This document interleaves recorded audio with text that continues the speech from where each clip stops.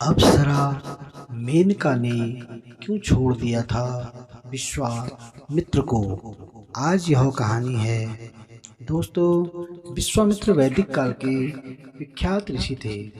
उनके ही काल में ऋषि वशिष्ठ भी थे, जिनके साथ उनकी बहुत बड़ी प्रतिद्वंदिता थी।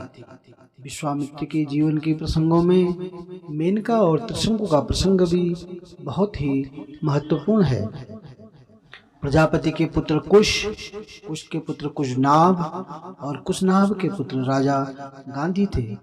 विश्वामित्र जी उन्हीं गांधी के पुत्र थे। ऋषि होने के पूर्व विश्वामित्र राजा थे और ऋषि वशिष्ठ से कामधेनु गाय को हड़पने के लिए उन्होंने युद्ध किया था, लेकिन वे हार गए। इस हार ने ही उन्हें घोर तपस्या के लिए प्रेरित किया। विश्वामित्र ने अपनी तपस्या के बल पर त्रिशंकु को सशरीर स्वर्ग भेज दिया था।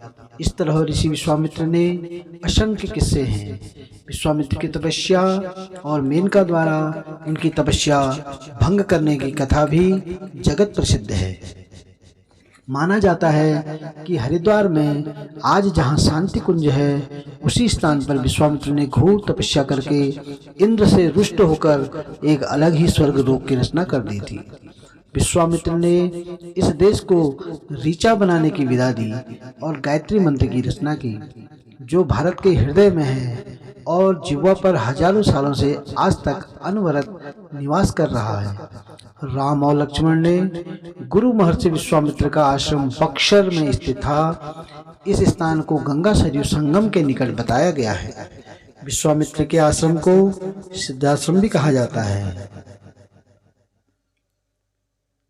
अप्सरा देवलोक में रहने वाली अनुपम, अति सुंदर, अनेक कलाओं में दक्ष, तेजस्वी और अलौकिक दिव्य स्त्री मेनका है।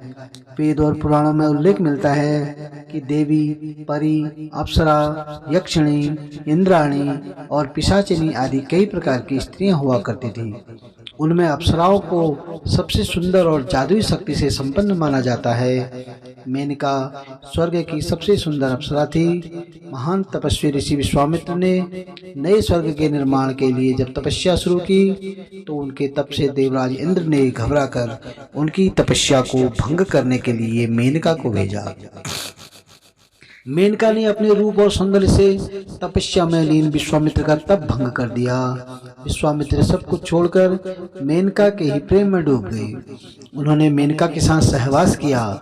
ऋषि विश्वामित्र का तप अब टूट तो चुका था, लेकिन फिर भी मेनका वापस इंद्रलोक नहीं लौटी, क्योंकि ऐसा करने चर ऋषि फिर से तपस्या आरंभ कर सकते थे। ऐसे में मेनका से विश्वामित्र ने विवाह कर लिया और मेनका से विश्वामित्र को एक सुंदर कन्या प्राप्त हुई, जिसका नाम शकुंतला रखा गया। मेनका क्यों शकुंतला और विश्वामित्र को छोड़ के चली गई, इसके बारे में आपको बताता हूँ। कुछ वर्षों का साथ रहने के बाद मेनका के दिल में प्यार के साथ एक चिंता भी चल रही थी, और वो थी इंद्रलोक की चिंता। वह जानती थी कि उनकी अनुपस्थिति में अप्सरा, उर्वशी, रंभा आदि इंद्रलोक में आनंद उठा रही होंगी। दरअसल मेनका का धरती पर समय बिताने का वक्त भी पूरा हो गया था और उसे जो लक्ष्य दिया था वह भी पूरा हो चुका था। इसलिए मेनका अपने पति और बेटी को छोड़कर पुनः इंद्रलोक चली गई। जब शकुंतला छोटी ही थी, तभी एक दिन मेनका उसे और विश्वामित्र को छोड़कर फिर से इंद्रलोक चली गई। मेनका के छोड़कर चले जाने के बाद शकुंतला का लालन पालन और शिक्षा दीक्षा ऋषि कण्व ने किया था, इसलिए वे उसके धर्म पिता थे। इसी पुत्री का आगे चलकर सम्राट दुष्यंत से प्रेम विवाह हुआ, जिनसे उन्हें पुत्र की प्राप्ति हुई। यही पुत्र राजा भरत थे।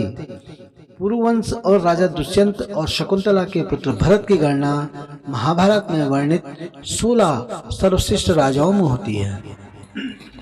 माना जाता है कि अप्सराएं गुलाब, चमेली, रजनीगंधा, हर श्रृंगार और रात रानी की गंध पसंद करते थे। वे बहुत सुंदर और लगभग 16-17 वर्ष की उम्र समान दिखाई देती हैं। अप्सरा साधना के दौरान साधक को अपनी यौन भावनाओं पर संयम रखना होता है, अन्यथा साधना नष्ट हो सकती है। संकल्प और मंत्र के साथ जब साधना संपन्न होती है तो अप्सरा प्रकट होती है। तब साधन उसे गुलाब के साथ ही इत्र भेंट करता है।